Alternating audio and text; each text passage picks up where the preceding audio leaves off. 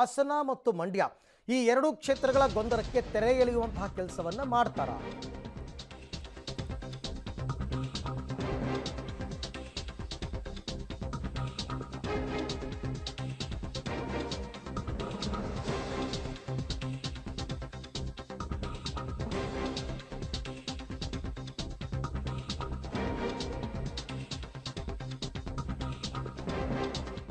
ಮಂಡ್ಯ ಹಾಸನ ಕ್ಷೇತ್ರಗಳ ಗೊಂದಲಕ್ಕೆ ಅಮಿತ್ ಶಾ ಅವರು ತೆರೆ ಎಳಿತಾರಾ ಅಂತ. ಯಾಕೆಂದರೆ ಮಂಡ್ಯ ಟಿಕೆಟ್ ಸಿಗುತ್ತೆ ಅಂತ ಸುಮಲತಾ ಅವರು ವಿಶ್ವಾಸದಲ್ಲಿದ್ದಾರೆ ಬಿಜೆಪಿಯಿಂದ. ಹಾಸನ ಬಿಜೆಪಿಗೆ ಬಿಟ್ಟುಕೊಡಬೇಕು ಅಂತ ಪ್ರೀತಮ್ ಗೌಡ ಪಟ್ಟು ಹಿಡಿದಿದ್ದಾರೆ. ಕೋಲಾರದ ಬಗ್ಗೆನೂ JDS ಶಾಸಕರು ಮಾತನಾಡಿದ್ದಾರೆ. ಎಲ್ಲ ಗೊಂದಲಗಳಿಗೆ ಅಮಿತ್ ಶಾ ಫುಲ್ ಸ್ಟಾಪ್ ಹಾಕ್ತಾರಾ?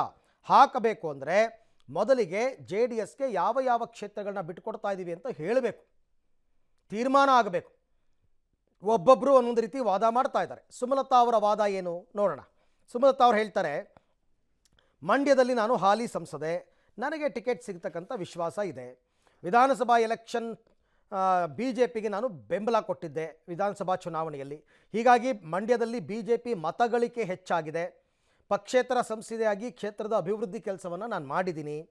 ಕೆಲಸ ರಿಪೋರ್ಟ್ನಿಂದ ನಾನು ಮಂಡ್ಯ ಗೆಲ್ಲುವ ವಿಶ್ವಾಸ ಇದೆ. ಪ್ರಧಾನಿ ಮೋದಿ ಮತ್ತು ಅಮಿತ್ ಶಾಗೆ ನನ್ನ ಕೆಲಸ ಏನು ಅಂತ ಗೊತ್ತಿದೆ. ಹಾಗಾಗಿ ನನಗೇ ಟಿಕೆಟ್ ಸಿಗುತ್ತೆ, ಅದು BJPಯಿಂದ ಅಂತ ಸುಮಲತಾ ಅವರ ವಿಶ್ವಾಸ.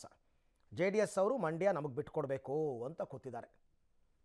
ನೋಡೋಣ, ಇದಕ್ಕೆ ಇನ್ನೂ ತೀರ್ಪು ಏನು ಅಂತ ಬಂದಿಲ್ಲ.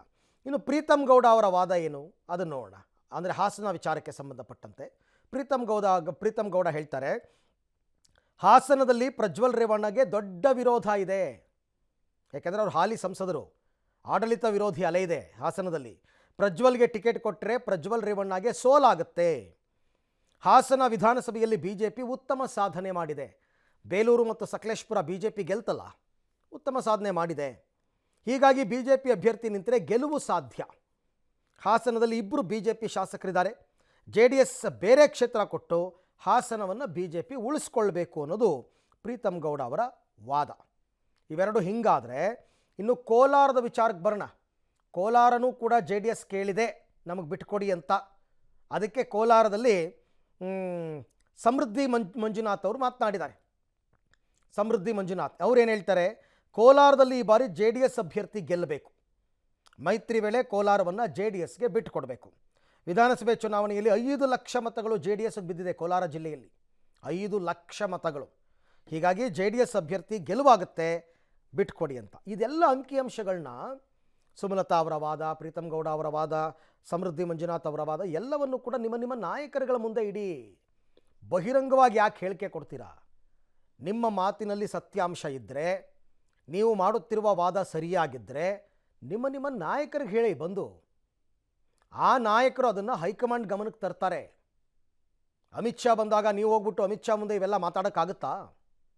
ಆಗಲ್ಲ. ನಿಮ್ಮ ನಾಯಕರುಗಳಿಗೆ ಹೇಳಿ, ರಾಜ್ಯಾಧ್ಯಕ್ಷರ ಗಮನಕ್ಕೆ ತಗೊಂಬನ್ನಿ. ರಾಜ್ಯಾಧ್ಯಕ್ಷರು ನೋಡಿ ವಾಸ್ತವ ಅಂಶ ಹೀಗಿದೆ ಅಂತ ಇಡಲಿ. ಅಂತಿಮವಾಗಿ ತೀರ್ಮಾನವನ್ನು ಪ್ರಧಾನಿಗಳು ಅಮಿತ್ ಶಾ ಅವರು, ದೇವೇಗೌಡರು ಕೂತ್ಕೊಂಡು ಫೈನಲ್ ಮಾಡ್ತಾರೆ. ಅಲ್ಟಿಮೇಟ್ಲಿ ಏನು, 28ಕ್ಕೆ 28 ಗೆಲ್ಲಬೇಕು ಅಂತ ನೀವೇನು ಪಣ ತೊಟ್ಟಿದ್ದೀರಾ ಮೈತ್ರಿ ಪಕ್ಷದವರು BJP ಮತ್ತು JDS, ಅದು ಸಕ್ಸಸ್ ಆಗಬೇಕಲ್ಲ. ಸಕ್ಸಸ್ ಆಗಬೇಕು ಅಂತಂದರೆ ಈ ಥರ ಅಪಸ್ವರಗಳು ಕೇಳಿಬರಬಾರ್ದು, ಒಗ್ಗಟ್ಟಿರಬೇಕು. ಆಮೇಲೆ ಈಗ ಮೇಲ್ನೋಟಕ್ಕೆ ಮಂಡ್ಯ ಹಾಸನ ಅಂತ ಇದ್ದಾರೆ, ಬೆಳಗಾವಿನಲ್ಲೂ ಇದೆ ಭಿನ್ನಾಭಿಪ್ರಾಯಗಳು. ಬೇರೆ ಬೇರೆ ಜಿಲ್ಲೆಗಳಲ್ಲೂ ಟಿಕೆಟ್ ಆಸ್ಪಿರೆಂಟ್ಸ್ಗಳು ಕಾಯ್ಕೊಂಡು ಕೂತಿದ್ದಾರೆ.